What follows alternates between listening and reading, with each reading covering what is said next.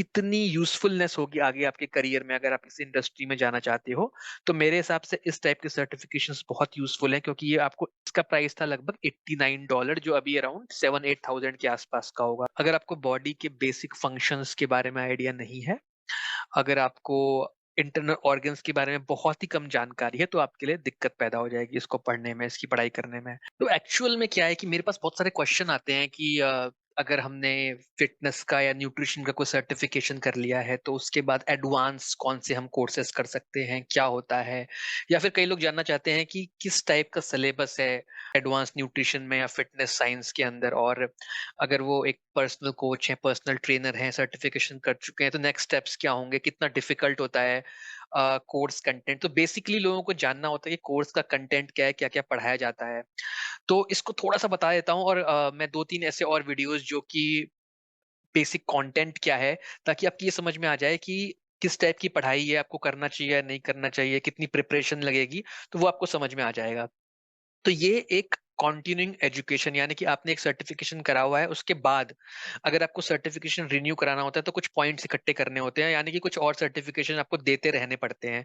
तो उनमें से एक सर्टिफिकेशन ये है हार्मोन्स एंड परफॉर्मेंस। अब क्या-क्या इसके अंदर सिखाया जा रहा है, क्या-क्या पढ़ाया जा रहा है, तो इसका टेबल ऑफ कंटेंट में सेक्शंस आपको दिखाई देंगे, तो इसके अंदर हैं अराउंड 6 सेक्शंस जिसमें से पढ़ने वाले काम के सेक्शंस हैं 4।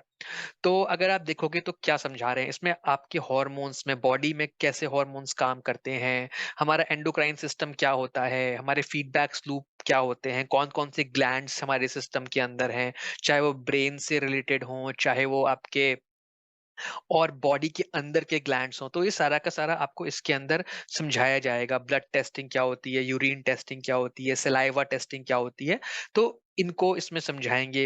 हॉर्मोन्स का क्या इफ़ेक्ट है एजिंग के ऊपर, यानी कि बढ़ती उम्र के ऊपर हॉर्मोन्स कैसे काम करते हैं, क्यों हम लोग एज करते हैं, हमारी लाइफ़ जब आगे बढ़ती है तो बूढ़े क्यों होते हैं, हम कौन-सा रोल प्ले करता है, कौन-सा ग्लैंड, तो इसके बारे में इसके अंदर हमें समझाया जाता है।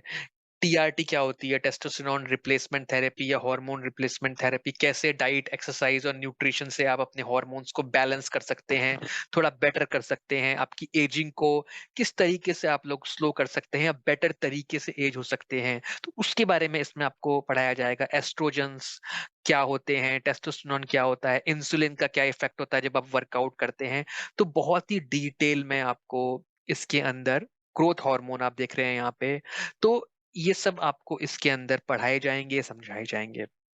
अब अगर आप पूछोगे कि कितना डिफ़िकल्ट है पढ़ने में, तो आपके बेसिक्स क्लियर होने चाहिए। अगर आपको बॉडी के बेसिक फंक्शंस के बारे में आइडिया नहीं है, अगर आपको इंटरनल ऑर्गन्स के बारे में बहुत ही कम जानकारी है, तो आपके लिए दिक्कत पैदा हो जाएगी इसको पढ़ने में, इसकी पढ़ाई करने में। अब इसकी जो लैंग्वेज है इस कोर्स की इंग्लिश में है, तो हिंदी वाले अगर पढ़ना चाहें, तो उनके लिए भी चैलेंज हो जाएगा।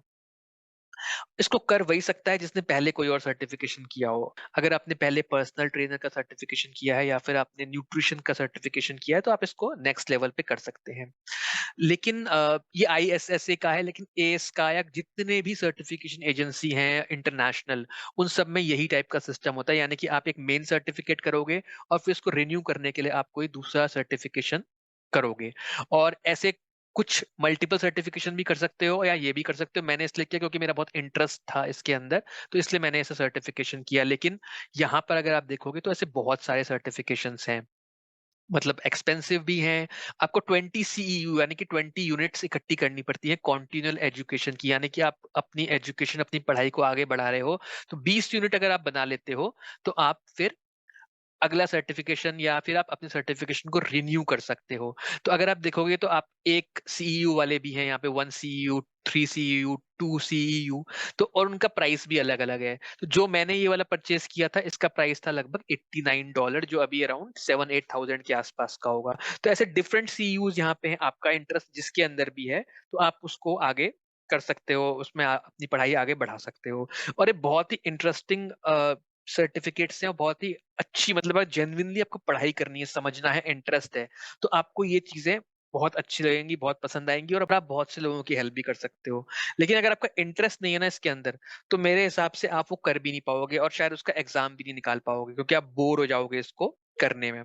तो अगर फीस की बात कर ले तो फीस वेरी हो रही है, आपके इंटरेस्ट के ऊपर आपको क्या पढ़ाई करनी है। जो मैंने आपको ये एग्ज़ाम्पल दिखाया, हॉर्मोन्स एंड परफॉर्मेंस का, इसकी फीस लगभग $90 है, जो कि अभी के हिसाब से लगभग 7200 या 7500 जो भी कन्वर्जन रेट होता है रुपीस का।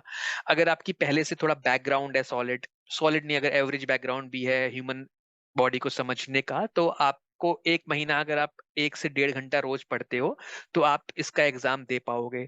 एग्ज़ाम ऑब्जेक्टिव टाइप ही होता है, और अगर आप पहली बार फेल हो जाते हो एग्ज़ाम में, तो आपको अटेम्प्ट उसके बाद भी मिल जाता है। तो उसमें थोड़ा घबराने की ज़रूरत नहीं है, क्योंकि ये एक कंटीन्यूइंग सर्टिफ़िकेट है, ये मेन सर्टिफ़िकेट नहीं है। अगेन मैंने बताया, मेन सर्टिफ़िकेट को करने के बिना, अगर आपने मेन सर्टिफ़िकेट नहीं किया है, तो आप इसको नहीं कर पाओगे।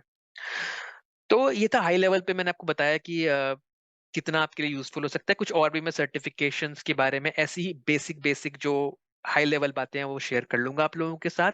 और अगर कोई ये पूछता है मुझसे कि इसकी कितनी यूज़फुलनेस होगी आगे आपके करियर में, अगर आप इस इंडस्ट्री में जाना चाहते हो, तो मेरे हिसाब से इस टाइप के सर्टिफ़िकेशंस बहुत यूज़फुल हैं, क्योंकि ये आपको इंटरनल इन डेप्थ नॉलेज दे रहे हैं।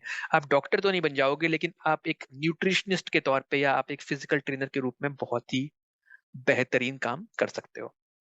तो ये था मेरा आज का वीडियो। मिलते हैं दोबारा। Good bye.